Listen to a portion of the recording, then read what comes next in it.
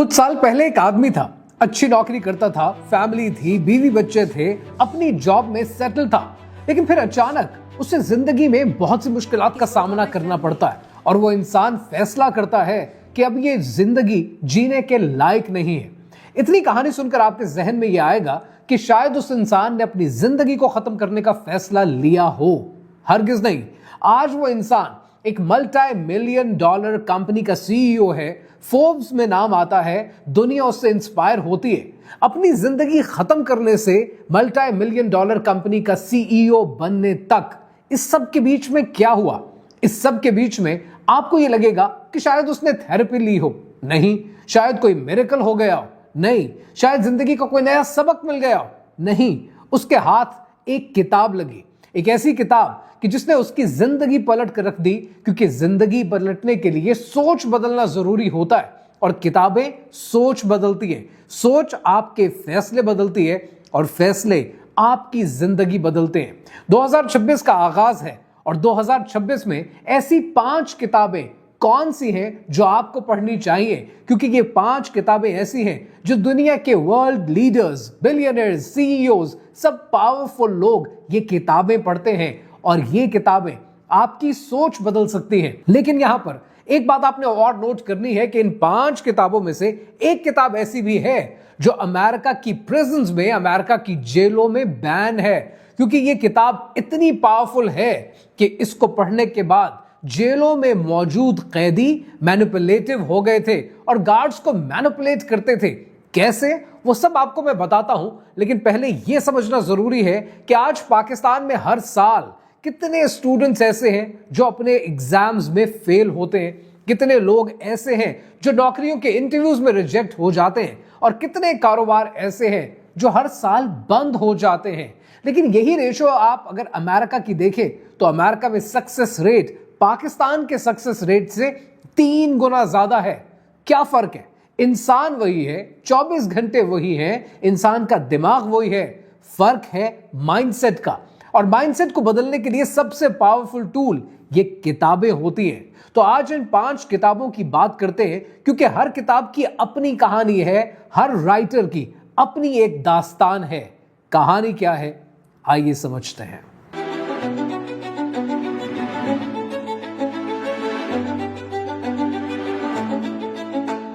मेरे बैकग्राउंड में आप किताबें देख रहे हैं, जो कि आप तकरीबन हर वीडियो में मेरे बैकग्राउंड में किताबें देख रहे होते हैं, और उसकी वजह ये कि मैं बहुत किताबें पढ़ता हूं।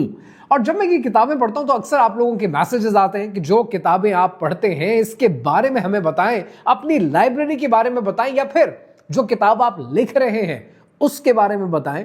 सो I will certainly be talking about the book I am writing. लेकिन पहले बात करते हैं उन 5 किताबों की जो आपके लिए पढ़ना जरूरी है।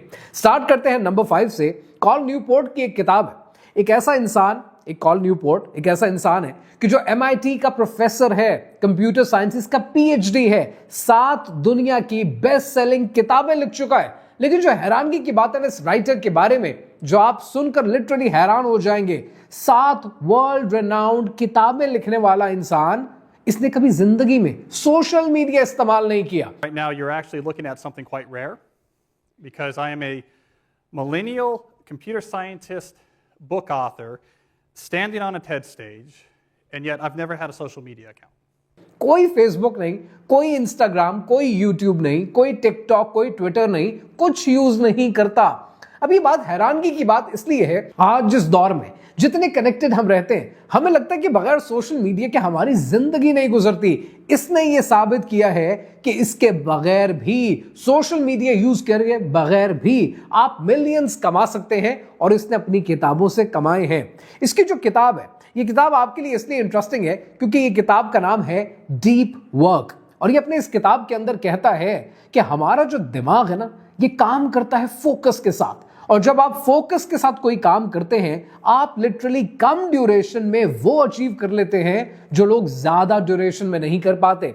ये कहता है कि 4 घंटे अगर आप फोकस के साथ काम कर लें, आपको 10 घंटे काम करने की जरूरत नहीं पड़ती। ये बड़ी हैरानगी की बात है, और उसकी वजह यह कि जैसे ही हम किसी डिस्ट्रैक्शन के बारे में सोचते हैं, आपका दिमाग रीसेट हो जाता है 23 मिनट, यानी अगले 23 मिनट तक आप फोकस नहीं कर पाएंगे। तो सोचें, अगर आप कोई काम फोकस के साथ करने की कोशिश कर रहे हैं, 10 बार अपना फोन उठा लिया कोई नोटिफिकेशन देखने के लिए, कोई मैसेज देखने के लिए, या किसी के मैसेज का आप इंतजार कर रहे हैं उसको देखने के लिए, तो 10 बार का मतलब है कि 230 मिनट आपके रीसेट हो जाएंगे, आप फोकस की तरफ नहीं आ पाएंगे। 230 मिनट, अब जरा इसको 60 पे डिवाइड कर लें, कितना टाइम बनता है। इसलिए वो कहता है कि जो काम आप 4 घंटे में कर सकते हैं, बाकी दुनिया को 10 घंटे लगते हैं। और यही आपके लिए एक बहुत बड़ी अपॉर्चुनिटी है। उसकी अपॉर्चुनिटी की वजह यह है कि जितनी दुनिया आज आप देख रहे हैं, खास तौर पर पाकिस्तान में आपको पता है कि एवरेज स्क्रीन टाइम क्या है? पाकिस्तान में एवरेज स्क्रीन टाइम है 7 घंटे। यानी 7 घंटे जो लोग सोशल मीडिया को दे रहे हैं, उनका दिमाग फोकस नहीं कर रहा, क्योंकि वो जब दोबारा रीसेट करेंगे अपने आप को तो शायद वो अगले 7 घंटे भी गवा देंगे। यही आपकी अपॉर्चुनिटी है कि अगर आप फोकस के साथ काम करेंगे, आप कम ड्यूरेशन में ज्यादा अचीव कर पाएंगे। जब मैंने ये किताब फर्स्ट टाइम पढ़ी, the first thing I did was कि मैंने अपना फोन दूसरे कमरे में रखना शुरू कर दिया ताकि मेरा एक स्प्रिंट हो। 30 मिनट फोकस के साथ, फिर 5 मिनट की ब्रेक, फिर 30 मिनट अगला काम फोकस के साथ, 5 मिनट की ब्रेक। दुनिया की हर इंफॉर्मेशन जानना आपके लिए जरूरी नहीं है। हर मैसेज को टाइमली रिस्पॉन्ड कर देना ये भी आपके लिए जरूरी नहीं है। And this is a lethal book that you should be reading in 2026। लेकिन ये जो फोकस है ना, ये तभी चलता है जब आपको ये पता हो कि लोग आपके साथ क्या हरकत करते हैं। और उसके लिए नंबर 4 पर जो किताब आपके लिए है, उसको जानना जरूरी है। 1998 में एक किताब आई। जब ये किताब मंजर आम पर आई, तब ये इतनी खतरनाक हो गई कि अमेरिका की जेलों के अंदर इस किताब को बैन कर दिया गया, क्योंकि इस किताब के अंदर कुछ ऐसी ही पावर्स थी। रॉबर्ट ग्रीन ने ये किताब लिखी और इस किताब का नाम है 48 लॉज ऑफ पावर। वो रूल्स, वो पावर के फॉर्मूले जो दुनिया आपके ऊपर इस्तेमाल करती है, लेकिन आपको पता ही नहीं है। जब ये किताब आई तो इस किताब के राइटर ने ये बताया कि उसने 3000 साल की रिसर्च इकट्ठी की है दुनिया के लीडर्स के ऊपर, डिक्टेटर्स के ऊपर, टायरेंट्स के ऊपर, और उसने ये देखा है कि दुनिया के फॉर्मूले वही रहते हैं, सिर्फ लोगों के रोल्स, लोगों की शक्लें बदल जाती हैं। Power is something that's part of human nature. There's no such thing as a group of people who don't want power. So that's why you need to read the book. जो ताकत का formula क्लोपेट्रा ने इस्तेमाल किया, वही आज corporate board rooms में इस्तेमाल होता है। जो कुछ नेपोलियन ने फॉर्मूला इस्तेमाल किया, स्ट्रैटेजीज यूज की, वही आज स्टार्टअप फाउंडर्स यूज करते हैं। तो ताकत का फॉर्मूला नहीं बदलता, सिर्फ उसको बताने वाले, उसको सीखने और समझने वाले बदल जाते हैं। जब ये किताब मंजर आम पर आई, अमेरिका की जेलों के अंदर जहां इनमेट्स को अलाउड होता है कि वो किताबें रख सकते हैं, लाइब्रेरी से ले सकते हैं, पढ़ सकते हैं, लोगों ने पढ़नी शुरू कर दी। जब कैदियों ने ये किताबें पढ़ी तो कैदियों ने इस्तेमाल करनी शुरू कर दी ये मैनिपुलेटिव स्ट्रैटेजीज। किसके ऊपर? जितने गार्डियंस मौजूद थे जेल के ऊपर। और उन्होंने देखा कि जेल को मैनेज करना हमारे लिए मुश्किल हो रहा है, क्योंकि हमारे जितने गार्ड्स हैं ये मैनिपुलेट हो रहे हैं इनके हाथों। सो दे बैंड द बुक। अब इस किताब से 3 आपको इसके लॉज बताता हूं जो आपके लिए बड़े रेलेवेंट हैं। जो पहला लॉ मैं आपको बता रहा हूं, ये किताब के अंदर आपको पहला लॉ ही मिलेगा, और ये कहता है कि नेवर आउटशाइन योर मास्टर। अब बहुत से लोग जो पाकिस्तान में मौजूद हैं, नौकरियां करते हैं, आप इसको समझ पाएंगे कि कभी भी अपने बॉस से ज्यादा अक्लमंद और इंटेलिजेंट साबित अपने आप को करने की कोशिश मत करना। अक्सर आपने ये देखा होगा, मीटिंग के अंदर एक नया नौजवान, एक नया एम्प्लॉय आता है, बड़ी जबरदस्त पार्टिसिपेशन करता है, लेकिन उस पार्टिसिपेशन के नतीजे में बॉस की ईगो हर्ट हो जाती है और नेक्स्ट टाइम उसे कॉर्नर कर दिया जाता है, प्रमोशन किसी और को दे दी जाती है। ये बड़ा कॉमन है पाकिस्तान में। मुझे एक वाकया याद आ रहा है, बहुत पुराना। जब मैंने अपना करियर शुरू किया था लॉन्ग टाइम अगो, और उस करियर में जहां मैं नौकरी कर रहा था, मेरे एक सीनियर थे। उन सीनियर ने छुट्टी पे जाना था, तो उन्होंने बॉस के लिए, जो हम दोनों के कंबाइंड बॉस थे, उनके लिए एक एप्लीकेशन लिखी। एप्लीकेशन में उन्होंने लिखा कि I had been thinking about, जो भी उन्होंने बात लिखनी थी। मैंने वैसे जब पढ़ी, मैंने कहा सर गलती कर रहे हैं, यहाँ हैड बिन नहीं होगा, यहाँ हैव बिन होगा। मैंने वैसे ही मशवरा दे दिया। तो उन्होंने पता आगे से क्या कहा? उन्होंने कहा मुझे पता है कि ये गलती है, और ये कहकर वो अंदर चले गए और मुझे कहने लगे देखना भी क्या होगा। मैंने कहा ओके। जब वो अंदर लेकर गए एप्लीकेशन को बड़े बॉस के सामने, बड़े साहब के सामने, बड़े साहब ने एप्लीकेशन देखी और उन्होंने पेन उठाया रेड कलर का क्योंकि ये ईगो को रिप्रेजेंट करता है। और उन्होंने कहा ये हैव बिन होता है, हैड बिन नहीं होता, अंग्रेजी नहीं आती तुम्हें, जाओ अप्रूव कर दिया, छुट्टी हो गई।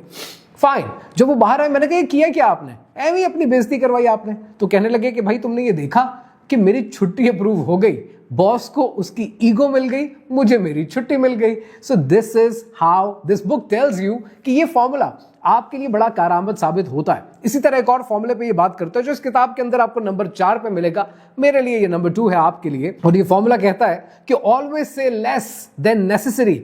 आपने ये देखा है कि पाकिस्तानी कौम मीन हैसल कौम, और ये पूरे साउथ एशिया पे भी अप्लाई होता है, हम ओवर शेयरर्स हैं। हम हर बात जरूरत से ज्यादा एक्सप्लेन करते हैं, जरूरत से ज्यादा बताते हैं, जिसको नहीं भी बतानी होती उसको भी बताते हैं, जो मशवरे नहीं भी मांग रहा होता हम उसको भी जाकर मशवरे देकर आते हैं। उससे नतीजा पता है क्या निकलता है, आपकी इंफॉर्मेशन और आपका डेटा हर एक के पास मौजूद होता है। दुनिया के पावरफुल लोग, दुनिया के बिलियनियर्स, वर्ल्ड लीडर्स, दुनिया के सीईओज, वो अपनी इंफॉर्मेशन नहीं शेयर करते, वो सुनते ज्यादा हैं, बोलते कम हैं। नतीजतन वो डिसीजंस अच्छे ले पाते हैं। नेल्सन मंडेला के बारे में आपने ऑलरेडी सुन रखा है कि मीटिंग में सबसे आखिर में बोलो ताकि सबका डेटा आपके पास मौजूद हो। और यही वली अल्लाह की निशानी भी होती है, जो कम खाते हैं, कम बोलते हैं और कम सोते हैं।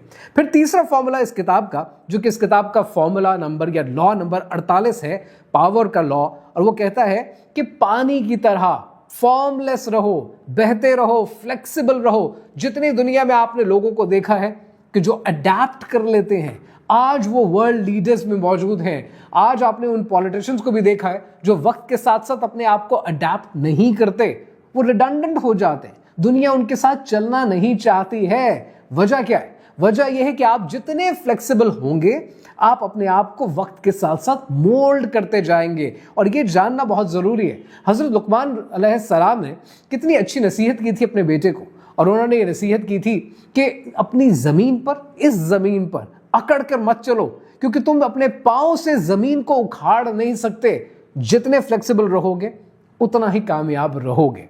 लेकिन ये सब बातें तब वैलिड होती हैं कि जब जिंदगी की सबसे बड़ी रियलिटी आपको पता होती है, और वो है पैसा, कि पैसा काम कैसे करता है। And that's why the next book is about psychology of money. आपने रोनाल्ड रीड का नाम कभी सुना है? नहीं सुना होगा। उसकी वजह यह है कि कोई ऐसी काबिले शोहरत हस्ती तो थी नहीं। एक आम सा जेनेटर था, सफाई करने वाला, जो गैस स्टेशन के ऊपर भी नौकरी करता था। एक दिन 92 साल की उम्र में उसका इंतकाल हो गया। तो इसमें हैरानगी की बात क्या है? एक आम सा आदमी छोटी सी नौकरी करता था और वो गैस स्टेशन पे भी काम करता था, 92 साल की उम्र में फौत हो गया। लेकिन उसके बाद कहानी शुरू होती है, क्योंकि जब वो मर गया, उसके मरने के बाद उसकी विल खोली गई। तो आपको क्या लगता है उसके पास कितने पैसे निकले होंगे?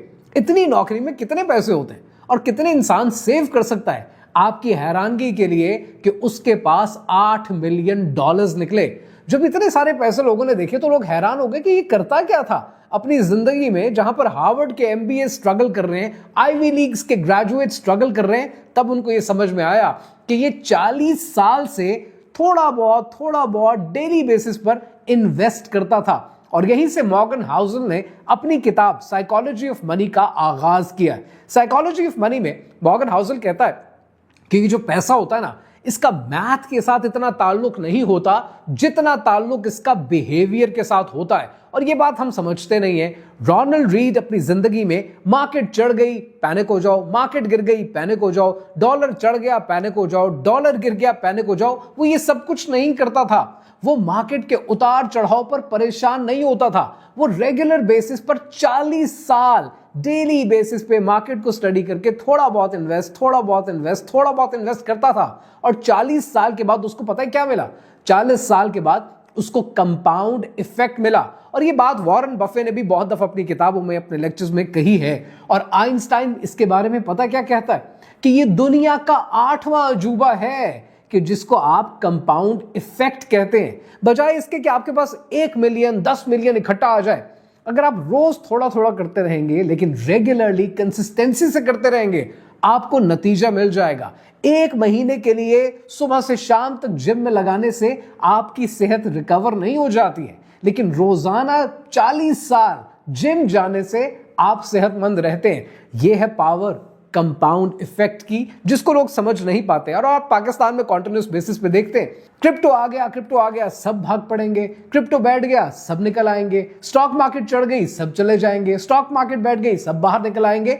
हम अपने फैसले ग्रीड की बेसिस पे करते हैं, और कारोबार, जिंदगी, पैसा ये ग्रीड की बेसिस पे नहीं चलता, ये कंपाउंड इफेक्ट की बेसिस पे चलता है। And that's the power and psychology of money. और ये किताब आपके लिए पढ़नी बहुत जरूरी है। आपके लिटरली 14 तबक रोशन हो जाएंगे, फिर आपको समझ में आएगा कि ए जर तो खुदा नीस्त वले काजिउल हाजात। So this book is highly recommended. लेकिन इसके अलावा ये जानना बहुत जरूरी है कि आप अपनी जिंदगी का पर्पस कैसे ढूंढते हैं, आप अपनी जिंदगी को डिफाइन कैसे करते हैं। And that's why the number 2 book that I would be recommending this year is totally different, and it talks about the meaning. 1942 में ऑस्ट्रिया के शहर वियना में एक इंसान रहा करता था, और इस इंसान का नाम था विक्टर फ्रैंकल। विक्टर फ्रैंकल एक अच्छी जिंदगी गुजार रहा था, डॉक्टर था, साइकियाट्रिस्ट था, केयरिंग पेरेंट्स थे, प्यारी बीवी थी, एक छोटा भाई था, जिंदगी में सब कुछ अच्छा चल रहा था। यहूदी था, और ये उस दौर में जिंदा था जब दुनिया के अंदर वर्ल्ड वॉर 2 जारी थी। और उस दौर के अंदर नाज़ीज़ ने इसे गिरफ्तार किया, कॉन्सेंट्रेशन कैंप में डाला, इसकी बीवी को अलग कर दिया, वालिदैन को अलग कर दिया, भाई को अलग कर दिया, और फिर ये उन तमाम सोबतों के बावजूद कॉन्सेंट्रेशन कैंप में जिंदा रहा। फिर इसे पता चला इसकी बीवी मर गई, इसके वालिदैन को मार दिया गया, इसका भाई भी इस दुनिया में नहीं रहा। ये उस कॉन्सेंट्रेशन कैंप के अंदर अपने साथियों को भी मरते हुए देखता रहा, लेकिन ये फिर भी जिंदा रहा। और जब ये बाहर आया तो इसने एक किताब लिखी, और इस किताब का नाम है मैन सर्च फॉर मीनिंग। और इस किताब के अंदर ये बड़ी अच्छी बात करता है, ये कहता ये है कि जितने लोग कॉन्सेंट्रेशन कैंप में बचे वो नहीं थे जो दुनिया में सबसे ज्यादा इंटेलिजेंट थे, वो नहीं थे जो फिजिकली फिट थे, वो नहीं थे जो बहादुर थे, वो थे जिनके पास बाहर आने की कोई ना कोई वजह मौजूद थी। वो ये कहता है कि जब इंसान को उसका पर्पस मिल जाता है, उसको उसका मीनिंग, उसका जिंदा रहने का रीजन मिल जाता है, वो जिंदगी में कुछ भी अचीव करने के काबिल हो जाता है। वो कहता है कि मैं इसलिए जिंदा रहा क्योंकि मैंने ये फैसला कर लिया था कि जब इस कॉन्सेंट्रेशन कैंप से बाहर आऊंगा तो मैं दुनिया को बताऊंगा कि इंसान के अंदर ये सलाहियत है कि वो कुछ भी बर्दाश्त कर सकता है, अगर उसका वाई, उसका रीजन वो सॉलिड हो, वो स्ट्रांग हो। अब आपको एक मसले की बात बताता हूं कि ये किताब आपके लिए पढ़नी इसलिए जरूरी है कि आज आपके इर्द गिर्द कितनी दुनिया है, कोई नौकरी के पीछे भाग रहा है, कोई कारोबार के पीछे भाग रहा है, कोई रिश्तों के पीछे भाग रहा है, लेकिन वो एक चीज भूलते जा रहे हैं, हर चीज का कोई ना कोई पर्पस होना चाहिए। जब तक आपको अपना रीजन नहीं मिलता, आप जिंदगी में आगे नहीं बढ़ पाते। वो बहुत प्यारी एक बात है जो कि डोनाल्ड ट्रंप की किताब में है, और वो एक जिक्र करता है कंस्ट्रक्शन के एक बहुत बड़े सीईओ का, जिसने एक शादी कर ली थी एक 18 साल की लड़की से, और सारा कंस्ट्रक्शन का बिजनेस छोड़कर यूरोप सेटल हो गया। उसने $100 मिलियन कमाए थे उस जमाने में, 40s and 50s की बात कर रहे हैं। और डोनाल्ड ट्रंप कहता है कि जब दोबारा एक दफा न्यूयॉर्क आया, उसकी जो 18 साल की बीवी थी सब कुछ खा गई और सब कुछ डकार मार के उसकी जायदाद हड़प कर गई। वो वापस आया न्यूयॉर्क, वापस अपनी जिंदगी को एस्टैब्लिश करने लगा। तो कहने लगा कि डोनाल्ड ट्रंप ने उससे पूछा कि अब क्यों मुश्किल पेश आ रही है, कि क्यों कुछ नहीं कर रहे, पहले भी तो इतनी जिंदगी में सक्सेसेस अचीव की थी, दोबारा कर लोगे? तो कहने लगा कि यार डोनाल्ड, मेरे साथ एक प्रॉब्लम हो गया, और वो प्रॉब्लम यह है कि मेरा मोमेंटम टूट गया, मेरा रीजन खत्म हो गया, मैं क्यों बनाऊं किसी चीज के लिए, किसके लिए बनाऊं? तो ये जिंदगी में दोस्तों जो रीजन है ना, ये सबसे बड़ी चीज है, और अल्लाह सुब्हानहू व तआला ने आपको ये रीजन ऑलरेडी दे दिया है। जब विक्टर फ्रैंकल ये बातें करता है, तब आप एक दफा कुरान मजीद की तरफ भी तो देखें। अल्लाह सुब्हानहू व तआला कहता है फ़इन्न माल उसरि युसरा, बेशक हर मुश्किल के साथ आसानी है। आप जिंदगी में कारोबार की, रिलेशनशिप की, नौकरी की, जो भी बच्चों की ट्रबल्स लेकर बैठे हैं, मुश्किलात किसकी जिंदगी में नहीं है, लेकिन उन मुश्किलात से बाहर निकलने के लिए आपका वाई और आपका रीजन, ये वो हथियार है जो आपको प्रोटेक्ट करता है। और इन सब चीजों से प्रोटेक्शन आप तब अपनी जिंदगी में अचीव कर पाते हैं जब आपकी जिंदगी में आपकी आदतें बेहतर होती हैं। And that's why the number 1 book that I'm going to recommend to you for 2026 is a book by James clear. अब जो नंबर 1 किताब है जो आपको 2026 में लाजमी पढ़नी चाहिए वो बुक है जेम्स क्लियर की। जेम्स क्लियर कहता है कि सन 2002 में वो बेसबॉल का एक अच्छा प्लेयर था और बेसबॉल बहुत अच्छी खेलता था, प्रॉमिसिंग करियर था, लेकिन फिर अचानक एक मैच उसने खेला और जिस मैच में वो मौजूद था उस मैच में एक बैट आकर उसके चेहरे पर लगा। इतना दर्द हुआ, इतनी तकलीफ हुई कि उसे फौरन हॉस्पिटल लेकर जाना पड़ा। जब वो हॉस्पिटल लेकर गए, इमरजेंसी सर्जरी हुई। डॉक्टर्स ने कहा अब इसको सारी जिंदगी सीजर्स रहेंगे, कोऑर्डिनेशन के इश्यूज रहेंगे, दर्द है जो कभी खत्म नहीं होगा, लिहाजा जिंदगी में बेसबॉल भूल जाओ। जेम्स क्लियर कहता है कि मैंने उसको कहीं ना कहीं इंटरनलाइज कर लिया था कि शायद अब बेसबॉल में कभी खेल नहीं पाऊंगा, लेकिन उस वाकये के एन 10 साल के बाद ना सिर्फ उसने बेसबॉल खेली, वो ऑल अमेरिका एथलीट का अवार्ड विन कर जाता है। अब ये सब कुछ कैसे बदला, इस बारे में वो बात करता है अपनी किताब एटॉमिक हैबिट्स में। और वो कहता है कि जब हम ये फैसला करते हैं हमने अपनी जिंदगी को बदलना है तो जिंदगी बदली जाती है, आदतें पैदा की जाती हैं ऑटो पे, यानी ऑटोमेटिक अपना सिस्टम ऐसा बनाना पड़ता है कि जब आपको सोचना ना पड़े। वो ये कहता है कि अगर हम रोजाना बेबी स्टेप्स लेते रहें, 1% लाइफ को इंप्रूव करने की कोशिश करें, तो साल के 365 दिन में हम 37 गुना अपने आप को इंप्रूव कर सकते हैं। लेकिन इसका काउंटर इफेक्ट भी यही है कि जब आप अपने आप को रोजाना 1% गिराते चले जाएंगे, आप 37 गुना पीछे चले जाएंगे। यह है पावर कंपाउंड इफेक्ट की। वो ये कहता है कि आदतें ऑटोमेटिक बनाई जाती हैं, यानी उसका तरीका ये कि आपको सिस्टम बनाना पड़ता है जिसमें आपको सोचना ना पड़े कि आपको जिम जाना है या नमाज पढ़नी है, सुबह उठकर फजर पढ़नी है। अगर आपको ये सोचना पड़ता है तो ये आपकी आदत नहीं है। आदत तब होती है जब आपको सोचना ना पड़े।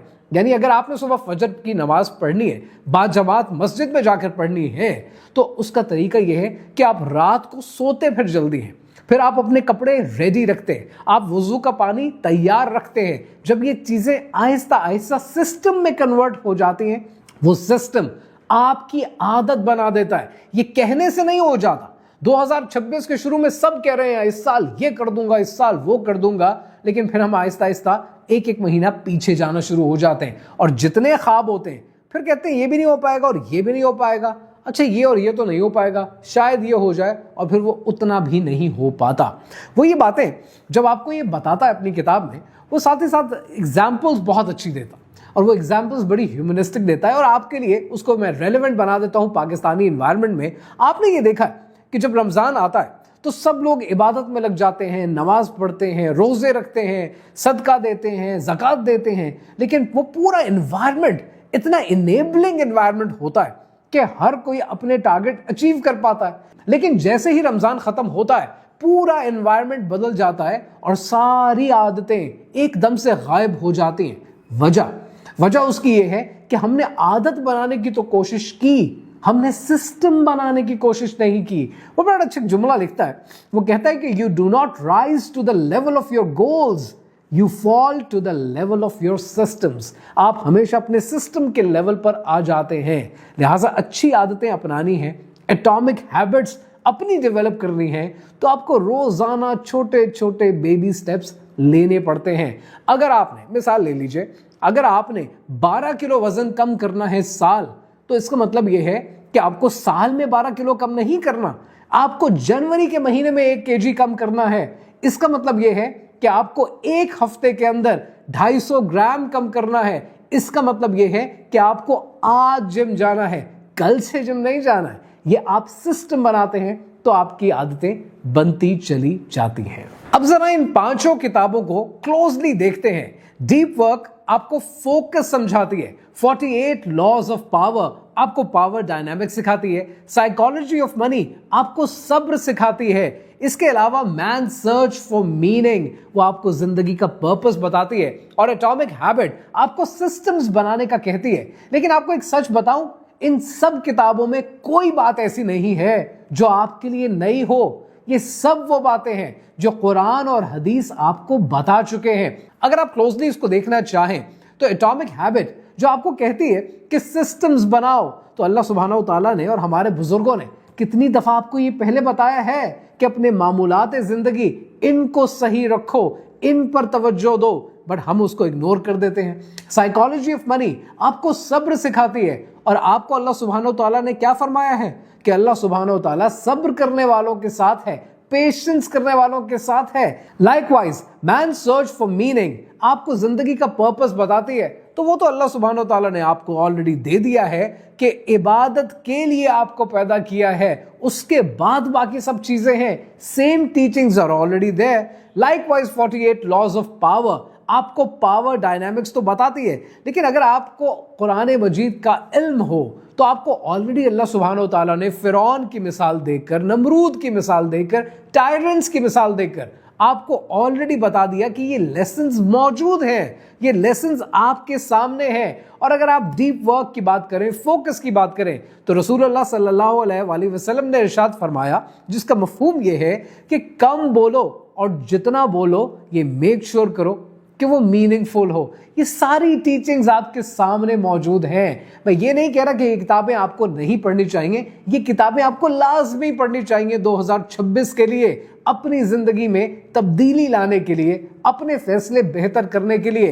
लेकिन एक बात आपने तब भी याद रखनी है कि इल्म वही रहता है, सिर्फ उसकी पैकेजिंग बदल जाती है।